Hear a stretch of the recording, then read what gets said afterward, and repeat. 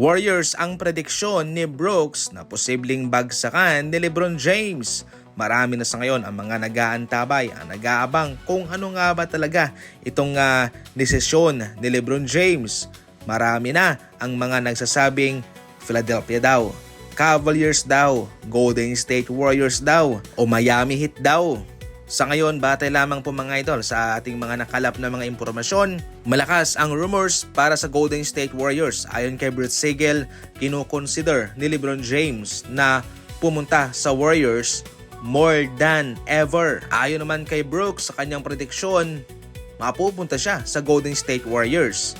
Inaamin niya na hater siya mismo ni LeBron, pero ngayon ay gusto niyang malaman din naman kung ano ang kanyang gagawin at minamadali niya si LeBron sa kanyang pagpili. Ayon naman sa isang NBA insider, hawak na ngayon ni LeBron ang lahat ng mga impormasyon para sa mga kupunan na gusto niyang puntahan at sa linggong ito, ayon naman kay Shams, ay tsak na makakagawa na ng desisyon itong si LeBron James. Para sa akin naman, lahat ng mga team ngayon ay kayang mabigyan talaga ng magandang run itong si LeBron James sa NBA playoff. Posibleng makapunta sila sa finals. Yung Sixers, malakas din yon. Yung Miami Heat, malakas din yon. Ang Cavaliers, malakas din yon. Ang Golden State Warriors, ilagay mo dyan si LeBron James kasama sina Stephen Curry, Butler, Draymond Green, Porzingis, malakas din yon. Pero, ang malaking katanungan, saan nga ba magiging masaya itong si LeBron? So yan po mga idol ang malaking katanungan dyan. Wala pa rin team sa ngayon si Cam Thomas sa NBA mga idol. Malaking pagkakamali ang ginawa ni Cam Thomas ng kanyang tinanggihan ang 2 taong offer ng Brooklyn Nets sa kanya for 30 million. Ang kinalabasan, pinili niya ang 1-year deal worth 6 million.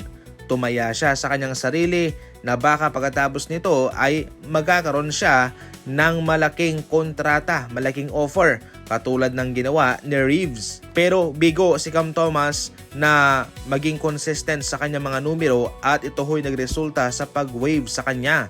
Pinapirma naman siya ng Milwaukee Bucks pero 18 games lamang siya at siya'y ini-waive ulit. Mapahanggang sa ngayon ay wala pa ring team si Cam Thomas mga idol. Hindi masama ang pagtitiwala sa iyong sarili, yung pagsugal mo. Pero dapat din pong isipin ni Cam Thomas na baka hindi niya kaya. Kaya ang safe option sana ay tanggapin na lang yung 30 million. Bale, 15 million per season din yun. Ngayon, wala rin namang interesadong kunin siya dahil yung kanyang estilo ng paglalaro ay ball dominant player, high scoring. So dapat kapag kinuha mo siya ay sa kanya yung bola. Dapat siya yung leader, in which ngayon ay malabong mangyari. Kung mapapansin nyo ay iniiwasan po ng mga kupunan yung mga ganyang tipong player. Yung kanilang gusto, yung nakaka-adapt, maraming nagagawa, flexible, hindi lang nakafocus sa ganyan.